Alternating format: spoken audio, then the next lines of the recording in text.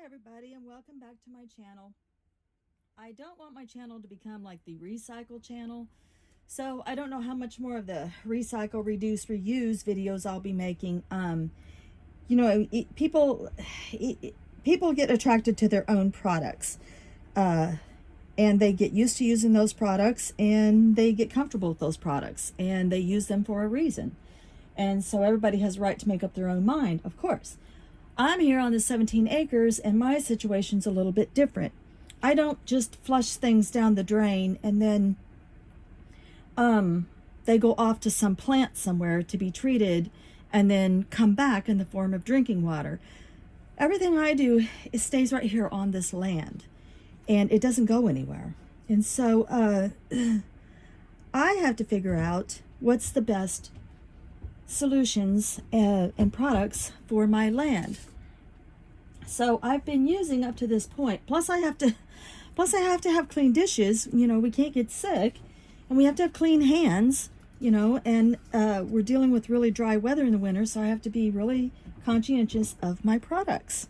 So up until now, I've been using Mrs. Meyer's Clean Day products, dish soap and hand soap. And it's been pretty good on my hands, I have to admit. I'm glad I got off the Dawn, and I think I went to a couple of off-brands, and it was just tearing my hands up as far as my skin was feeling so dry and so stressed. Then I started using Mrs. Meyer's. Well, I went through beauty school. And so when you go to beauty school, at least the one I went to out in Olathe, Kansas, they broke down ingredients for us. So we knew what was in the product that was doing what. So we knew which products to recommend to our clients and which ones were actually bad for your hair. And I was surprised to learn that some hair products actually do have the same ingredient in it as floor wax. Look it up, you'll be shocked. So that's the first thing I do because of my training in beauty school is I look at my list of ingredients, and the first three are like the most important to me. And it's like, okay, what is water, cocamidopropyl, and hydroxystolistane? Well, I know what water is, so I know that this one's mostly water. And then this cocamide, if it's a propyl, it's like a slickening kind of an agent. Sodium methyl sulfurate, sulful. It's going to be something foaming. Glycerin, we all know what glycerin is. Citrus, I don't know what it is, but it says orange peel. Okay, so it's orange peel. So, okay, so this has a lot of oils in it, and it's water, and it's slick, and it has a foaming action. All right, that, obvious. That's what soap needs to be. And then this has a little less of the good stuff, and it has just like water and then sodium lauryl sulfate, so it's foamy. And then glycoside and all these oxides and polysorbates. And then we get down to glycerin, and then immediately fragrance. So I thought, wow, fragrance is way up the list on this stuff.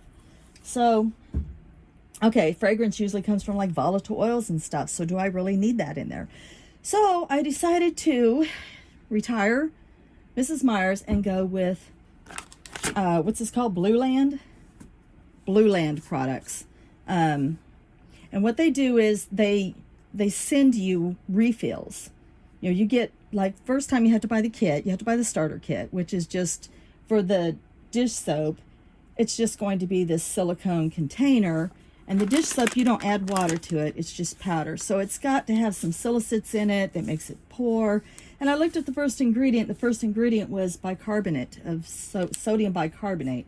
So basically this is baking soda with some foaming action and some silica in it that makes it pour easy. Okay, if it cleans my dishes and doesn't harm my land, I'm okay with that. I could wash my dishes with baking soda alone, but I'm not going to get that foaming action. If I'm not going to get foaming action, then I'm not going to have the oil end and the water end of those molecules, so it's not going to rinse away clearly, so it's going to leave a film behind, which is what washing with baking soda would do. And it's not going to pour. You know, baking soda, when you pour it, it clumps. So, okay, so that's all mixed up, and I don't think any of that's really going to hurt my land. The silica's a little weird. I'm not sure. I'll have to look that up and see what that's going to do.